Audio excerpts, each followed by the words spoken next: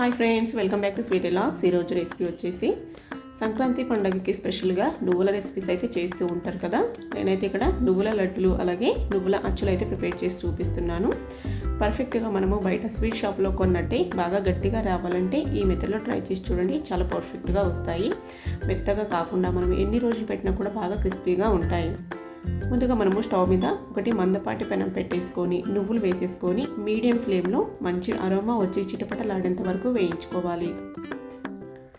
చూడండి, ఈ విధంగా బాగా ఫ్రై అయితే మనకి కొద్దిగా ఉబ్బినట్టు అవుతాయి. తర్వాత అప్పుడు మనము వీటిని తీసుకొని ఒక ప్లేట్లోకి వేసుకోవాలి. ఇప్పుడు అదే ప్యాన్లోనే నేనైతే ఈ కప్పుతో 2 కప్పుల నువ్వులు తీసుకున్నాను కాబట్టి అరకప్పు వాటర్ వేసుకొని 1.5 కప్పు బెల్లం అయితే తీసుకున్నాను. మీరు కావాలంటే బెల్లం ప్లేస్లో షుగర్ కూడా యాడ్ చేసుకోవచ్చండి. నేనైతే హెల్త్ పర్పస్గా బెల్లం అయితే యూజ్ చేస్తున్నాను. బెల్లం మొత్తము ఈ విధంగా మెల్ట్ అయ్యి మంచిగా తీగ పాకం వచ్చేంత వరకు ఉడికించుకోవాలి. లేత ముదురు పాకం వచ్చేంత వరకు. ఈ విధంగా బాగా ఉడికే టైంలో మనం ఫ్లేవర్ కోసం ఇలాచీ పౌడర్ యాడ్ చేసుకోవాలి. నేనైతే ఇక్కడ ఇలాచీ వలి శుంఠిని మిక్స్ చేసుకొని పౌడర్ అయితే ప్రిపేర్ చేసుకుని ఉంటాను. అదైతే 1 టీ స్పూన్ యాడ్ చేశాను. ఈ విధంగా బాగా ముదురు పాకం వచ్చిన తర్వాత నువ్వులు వేసేసుకొని ఒక 2-3 నిమిషాల పాటు బాగా మిక్స్ చేసుకుంటూ ఉడికించుకోవాలి. ఈ విధంగా బాగా ఉడికించుకున్న తర్వాత స్టవ్ ఆఫ్ చేసేసుకొని దీన్ని కిందికి తీసుకోవాలి. తర్వాత మన చేతికి కొద్దిగా నెయ్యి అప్లై చేసుకుంటూ ఈ విధంగా ఉండలు అయితే ప్రిపేర్ చేసుకోవాలి. కొద్దిగా నిదానంగా చూసి ప్రిపేర్ చేసుకోండి. ఇది బాగా కాలుతూ ఉంటుంది, వేడిగా ఉంటుంది. చూడండి, ఈ విధంగా నేనైతే కొన్ని లడ్డూలు అయితే ప్రిపేర్ చేశాను. తర్వాత మిగతాది ఆరిపోయి ఉంటుంది కదా, ఈ విధంగా మళ్ళీ మనము స్టవ్ పైన పెట్టేసుకున్నామంటే మళ్ళీ ఈ విధంగా అయితే మెల్ట్ అవుతుంది.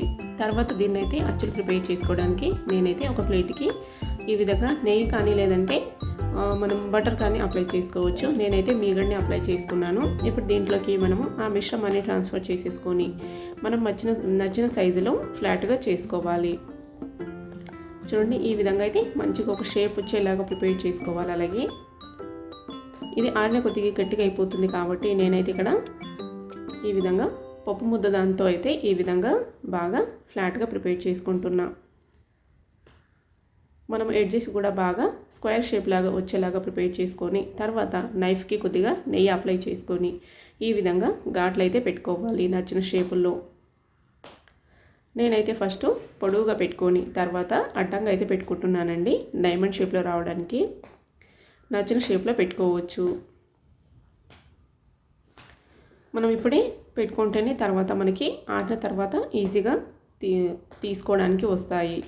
చూడండి, ఈ విధంగా అన్ని ఘాట్లు పెట్టుకొని ఒక 10 నిమిషాలు పక్కన పెట్టేసామంటే బాగా ఆరిపోయి ఉంటుంది.